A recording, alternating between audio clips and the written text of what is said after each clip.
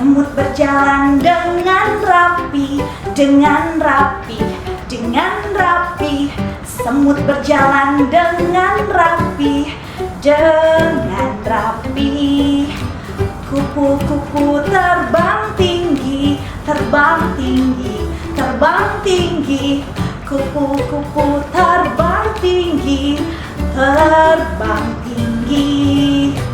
Nyamuk terdengar nguing nguing, nguing nguing, nguing nguing. Nyamuk terdengar nguing nguing, nguing nguing. Lebah terdengar zzzz, zzzz, zzzz. Lebah terdengar zzzz, zzzz. Assalamualaikum warahmatullahi wabarakatuh. Halo teman-teman yang soleh dan soleha, apa kabarnya hari ini? Alhamdulillah, luar biasa. Allahu Akbar. Alhamdulillahirabbil alamin. Berjumpa lagi bersama Bu Nining. Di video kali ini Bu Nining akan membahas tentang binatang serangga. Siapa yang tahu binatang serangga? Apa saja ya macam-macam binatang serangga?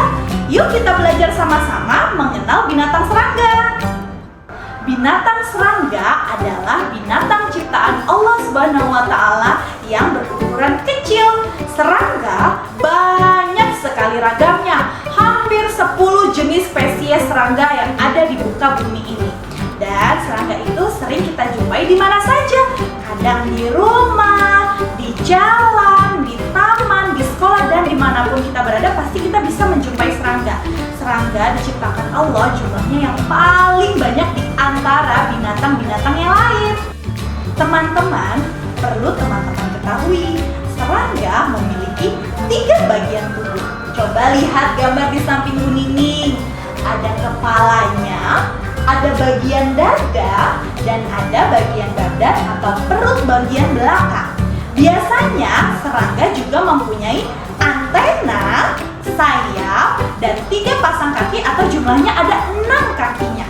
Namun ada beberapa serangga yang tidak memiliki antena dan sayap. Apa itu? Ada yang tahu? Contohnya seperti semut, kalajengking, laba-laba, dan masih banyak serangga lainnya yang tidak memiliki antena atau sayap. Sekarang Bu Nining akan mengajak teman-teman untuk belajar mengenal binatang serangga. Yuk ikuti Bu Nining. Wah, lihat di sekitar Bu Nining banyak kupu-kupu. Warna sayapnya indah sekali. Nah, kupu-kupu terbang ke sana kemari untuk mencari madu di dalam bunga. Kupu-kupu berkembang biak dengan cara metamorfosis. Ada yang tahu metamorfosis itu apa? Kita simak gambar di samping Bu Guru. Nah, lihat. Ini metamorfosis kupu-kupu. Dari telur menetas menjadi ulat. Lalu ulatnya makan daun dan setelah habis dia menggulungkan badannya di daun. Setelah itu dia menjadi kepompong.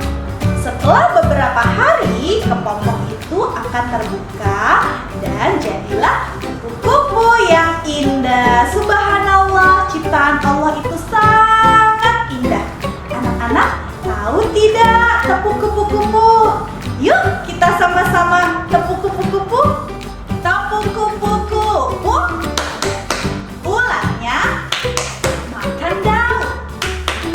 Ulatnya kekenyangan. Ulatnya puasa. Jadilah kepompong. Kepompongnya terbuka. Jadilah kupu-kupu. Kupu-kupu terbang. Aku lebah kecil yang mungil. Ini antenaku dan ini sayapku. Bila aku terbang, aku berbunyi. Zzzz, zzzz, lindungi aku, jangan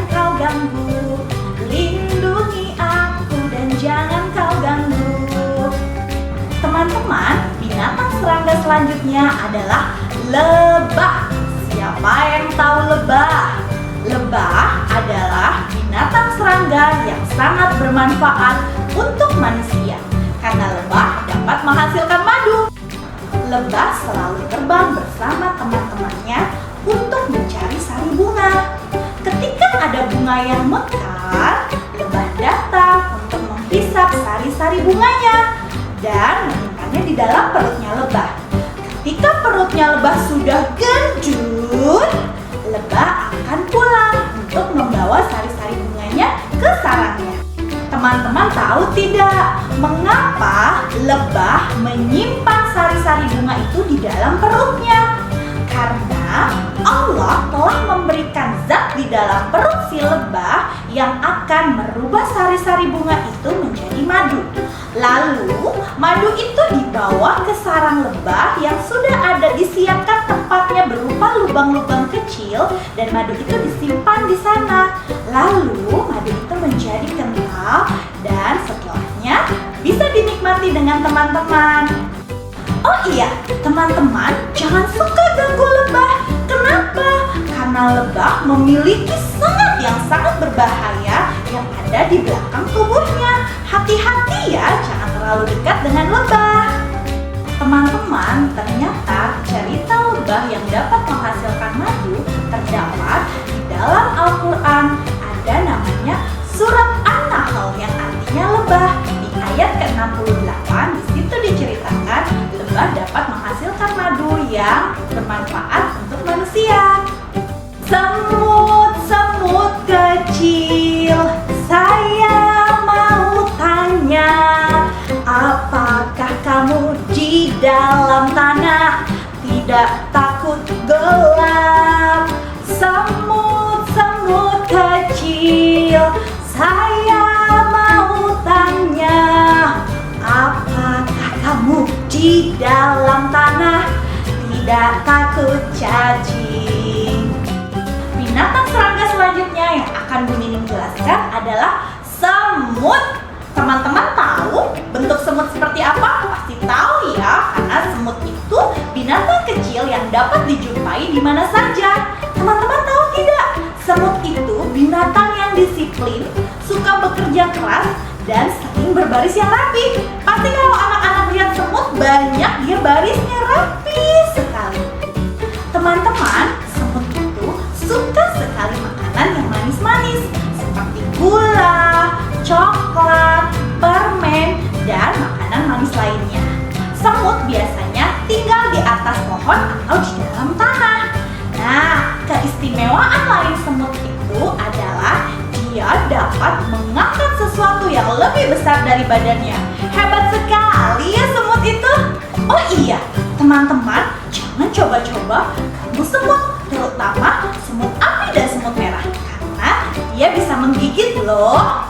Oh iya, semut itu tidak memiliki sayap ataupun antena, namun semut juga tetap disebut serangga.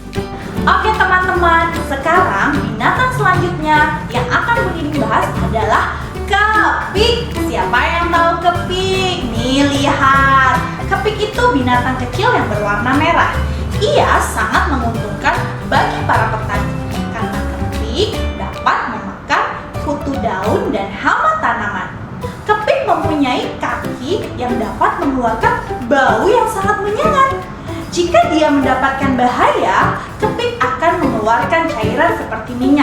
Teman-teman tahu tidak? Karena kepik berwarna merah, binatang serangga lainnya takut sama kepik karena mengira kepik itu binatang yang sangat beracun.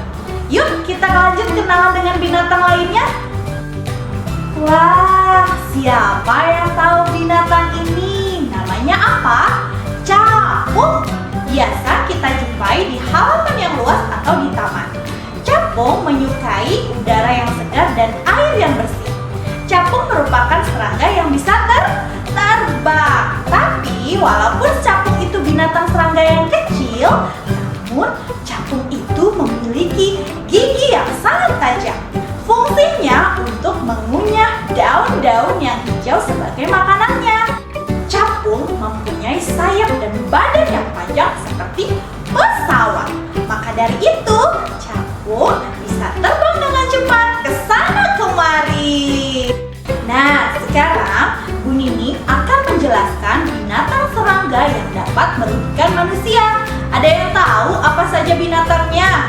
Nih lihat, ada lalat dan ada nyamuk. Teman-teman tahu tidak kenapa lalat dapat merugikan manusia? Lalat itu suka tinggal dan hinggap di tempat-tempat yang kotor. Makanannya buah-buah yang sudah sangat matang dan hampir busuk. Ada namanya lalat hijau. Dia benar-benar menyukai makanan yang sudah busuk. Maka dari itu, teman-teman harus jaga kebersihan di rumah, di kamar, di meja makan agar si lalat-lalat ini tidak menghampiri rumah teman-teman. Nyamuk adalah serangga yang suka terbang ke sana kemari. Biarpun nyamuk suka terbang, tapi nyamuk itu bertelurnya di air. Jadi tempat-tempat genangan air itu adalah tempat hidupnya nyamuk. Nyamuk sangat membahayakan manusia. Kenapa? Karena nyamuk dapat menghisap darahnya manusia. Lihat di samping Bu Nining ada nyamuk yang berwarna belang-belang putih. Namanya Aedes aegypti. Namanya cantik ya, tapi dia bahaya sekali. Kalau anak-anak digigit nyamuk ini bisa sakit demam berdarah. Jadi hati-hati ya kalau sedang bermain di luar. Nah teman-teman, tadi kita sudah kenalan ya sama beberapa serangga. Ternyata serangga itu ada yang dapat bermanfaat untuk manusia dan ada juga yang dapat merugikan manusia. Agar binatang serangga yang merugikan kita tidak datang ke rumah, dapat dilakukan dengan cara rajin membersihkan rumah dan kamar, membuang sampah pada tempatnya agar lalat dan nyamuk tidak datang ke rumah kita. Lalu, teman-teman boleh menyemprotkan obat pembasmi serangga. Dan yang terakhir, dapat melakukan fogging di lingkungan rumah agar lingkungan rumah kita menjadi bersih.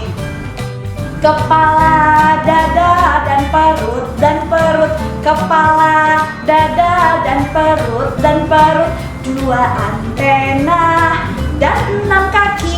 Itulah ciri-ciri hewan serangga. Yeay, alhamdulillahirobbilalamin. Demikian penjelasan dari Bu Nining. Tadi kita sudah kenalan ya dengan beberapa serangga yang sering kita jumpai. Semoga bermanfaat teman-teman. Tetap semangat belajar dari rumah dan tetap selalu berdoa agar virus coronanya segera hilang dan kita